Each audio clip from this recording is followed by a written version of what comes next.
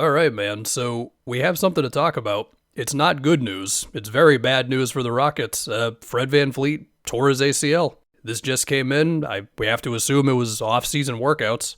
And now a contender in the West has been drastically affected here, where, you trade for Kevin Durant. We've all done the spiel already, going from Jalen Green to KD and just how much more efficient you're getting and all that. KD's just a way better player.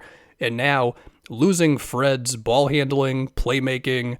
I understand that he takes tough shots because they needed somebody to take tough shots. But with KD here, the idea is Fred doesn't have to take as many difficult shots to where he can probably be more efficient.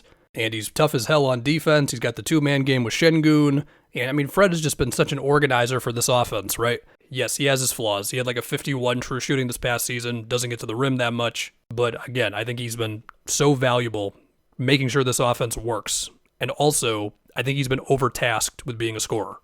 And even after getting KD, you're still going to need that reliable ball handler. And now with Fred off the board for, if not for this entire season, then the majority of it. And even if he could come back, the odds of him being at his best are pretty low, I would say.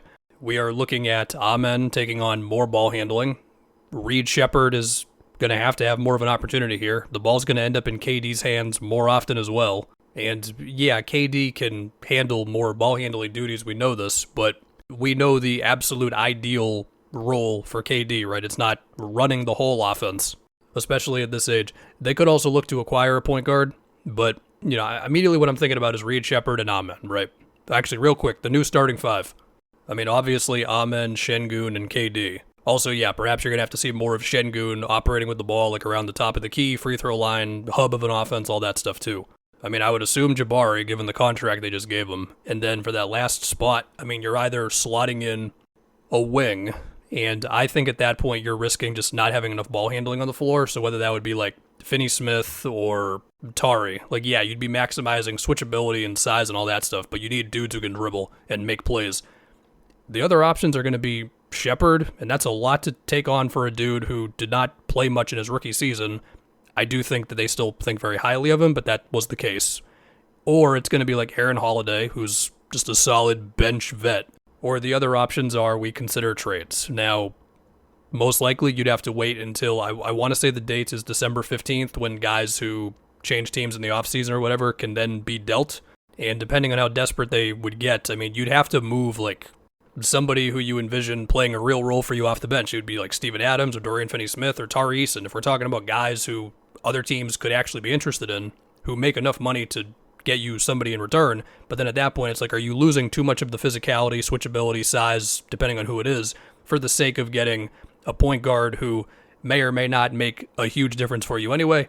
I don't know. But I think with the team that just acquired Kevin Durant, yeah, they got a lot of young guys. They got future picks. I'm not saying they should lose their minds with trying to put a Band-Aid on it for this season, but the hope is a championship.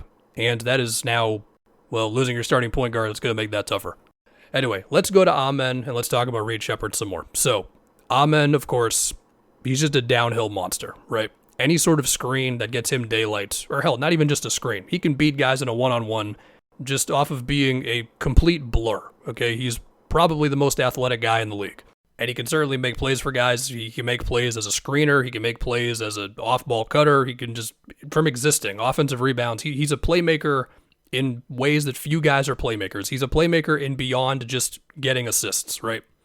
But also, as far as an offensive organizer is concerned, the way that Fred can just run plays and recognize, okay, so this is how they're guarding us. This is where the help is coming from. He can make those skip passes. He can communicate all this to the team.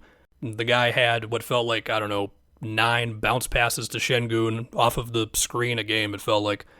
Again, Fred is not a perfect point guard, but that stuff, while I think Amen could make more progress on it this season, I just don't think Amen is there right now. He does many things that Fred could never imagine doing, and that's how this ends up not being as bad as it feels right now, is that Amen is such a force, and just the amount of pressure he constantly puts on a defense through transition, getting downhill in the half court, etc. It still creates so many advantages for you to where he's passing it to the open guy, the ball's zipping around, all that. But yeah, you get what I'm saying. Now, as far as Sheppard, the shooting should be there this year.